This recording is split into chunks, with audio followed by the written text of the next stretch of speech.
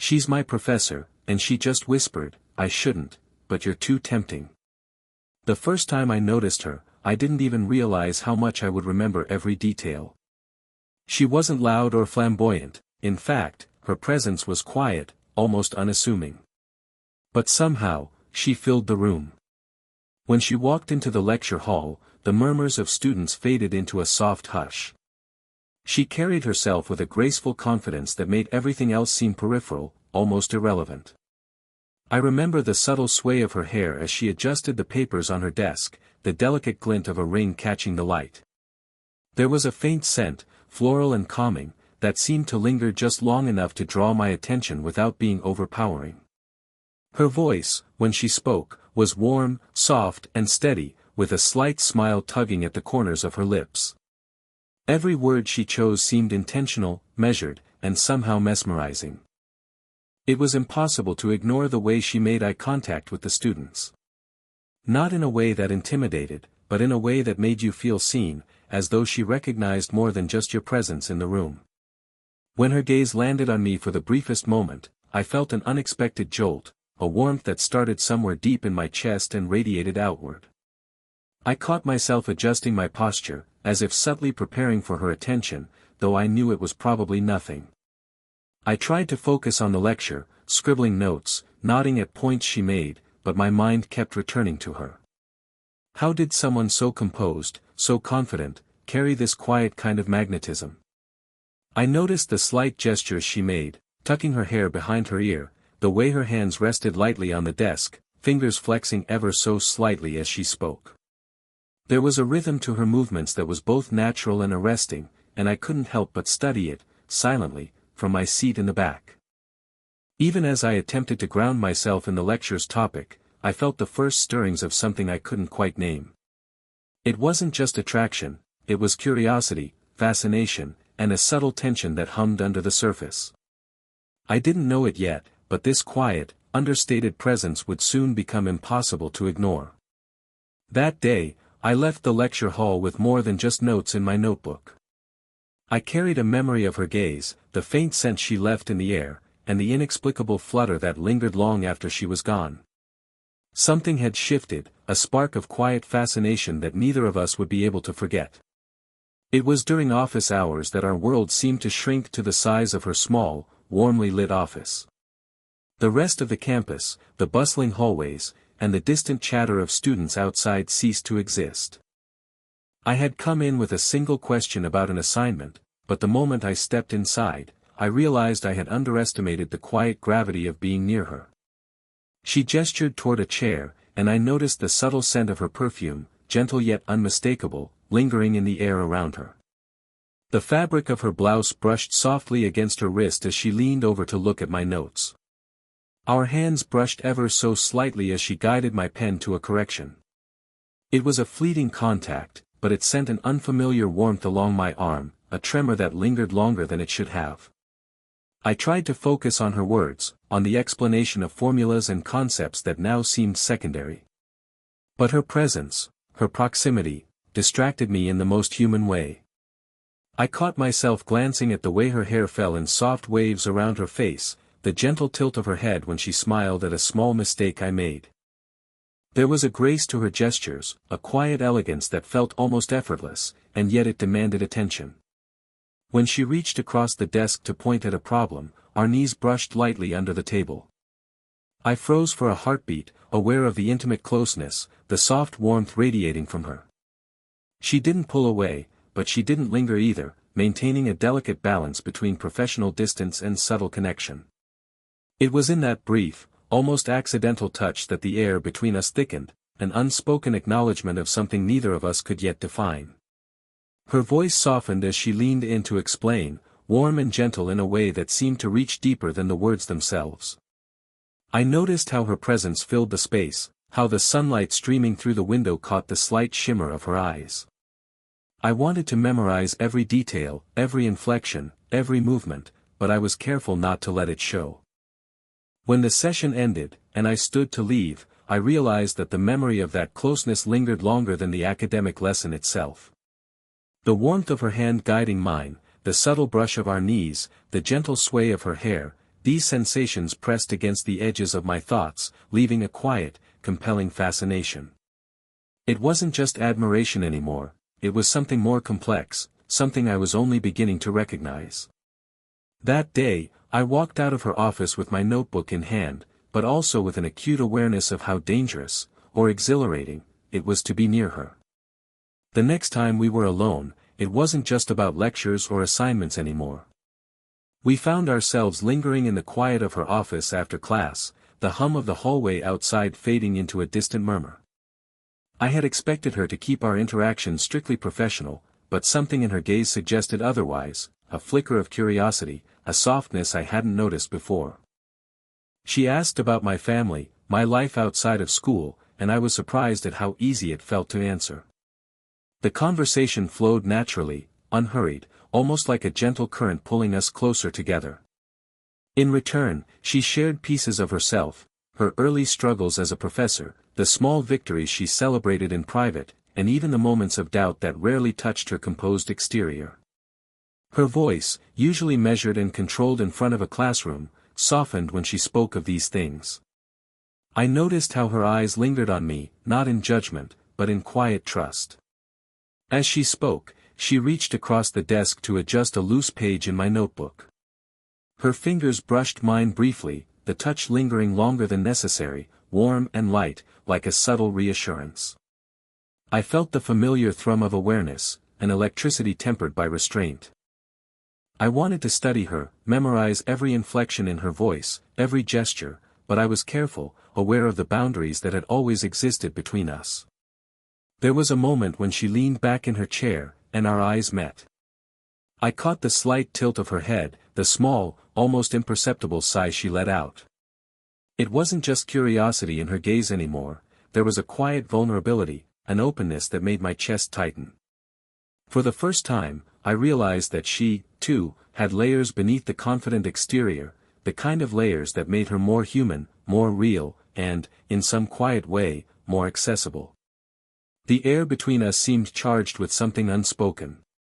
Our proximity, once accidental, now felt deliberate in its subtlety, an intentional closeness without overstepping. A light touch on the shoulder, a fleeting smile, a shared laugh at an inside joke we hadn't yet named, these moments accumulated, creating a rhythm of intimacy that was slow, natural, and profound. When I left that day, I carried more than notes or academic advice. I carried the memory of her vulnerability, her soft laughter, and the warmth of her brief touches. I realized that the fascination I first felt had evolved into something deeper, an emotional connection that was as compelling as it was forbidden. And somewhere, in the quiet space between curiosity and desire, I felt the first stirring of something I couldn't yet define, but would soon find impossible to ignore. It was during a late library study session that I first felt the magnetic pull between us as something more than subtle curiosity. The library was nearly empty, the quiet punctuated only by the soft scrape of pen against paper and the occasional shuffle of pages. The dim light cast long shadows across the table, and somehow, the space between us felt charged, heavy with unspoken tension. She leaned over to point at a passage in the textbook, her hair brushing lightly against my arm. The contact was brief, accidental, or at least it seemed that way, but it sent a warmth coursing through me that I could neither control nor ignore. I noticed how close she smelled, the faint trace of her perfume mingling with the scent of old books. Every subtle movement, the tilt of her head, the curve of her smile, the way her eyes lingered just a fraction longer than necessary, pulled me in further. We laughed quietly at a shared observation, our voices low, almost conspiratorial. The brush of her fingers against mine as she handed me a pen seemed deliberately tender, and yet careful, measured. There was a push and pull in our proximity, close enough to notice the rhythm of each other's breathing, the soft warmth of her hand against mine, but restrained enough that every glance, every touch carried weight. During a short break, we stepped outside into the late evening. The campus was washed in soft light, wet pavement reflecting the glow of street lamps. Raindrops clung to her hair, sparkling like tiny jewels as she shook her head gently, sending a few stray strands across her face. I felt an irresistible urge to brush them away, to let my fingers linger against her cheek, but I didn't. Instead, I stayed close, aware of the warmth radiating from her coat as we walked side by side. Every step felt intimate, every silence loaded with unspoken awareness. I could sense her hesitancy as well, the same nervous electricity that ran through me. Our hands occasionally brushed, a lingering contact that neither of us fully acknowledged but that made the air between us almost unbearable. The tension wasn't desperate or rushed, it was deliberate, a slow-burning acknowledgement of desire tempered by restraint. When we parted that evening, the goodbye lingered longer than necessary. Her eyes held mine for a heartbeat too long, and I felt the magnetic pull between us like a quiet current. I walked away with my chest tight, the memory of her presence and the subtle heat of our closeness etched deeply into my mind. Something had shifted. The tension wasn't just physical anymore, it was emotional, and it hummed in the spaces between words, glances, and fleeting touches. That night, I realized how dangerously captivating she was. Every interaction, every accidental brush, every quiet laugh drew me further into a gravity I had no intention of resisting. The moment came quietly, unexpectedly, in a place that felt both private and suspended in time.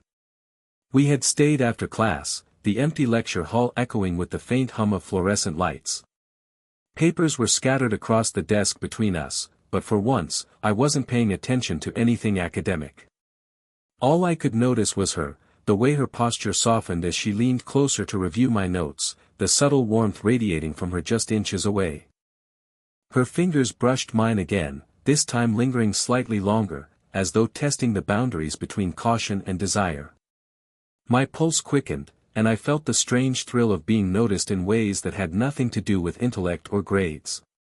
Every small motion of hers, the tilt of her head, the curve of her lips, the slow blink of her eyes, was magnified in my awareness. I was aware of her warmth, her scent, the faint rhythm of her breath as she leaned near. And then, her voice, soft and low, cut through the silence. She leaned closer, just enough for her lips to barely brush my ear, and whispered the words I hadn't expected, "I shouldn't, but you're too tempting." Time seemed to stretch. My chest tightened, my mind scrambled, but I couldn't look away. The subtle tremor in her voice, the way her gaze held mine, conveyed a mixture of restraint, longing, and vulnerability. It wasn't a reckless declaration, it was a confession wrapped in caution, an acknowledgement of a pull neither of us could fully ignore. Her hand, which had been resting on the desk, slowly found mine, fingers intertwining with a tentative intimacy that made my heart race.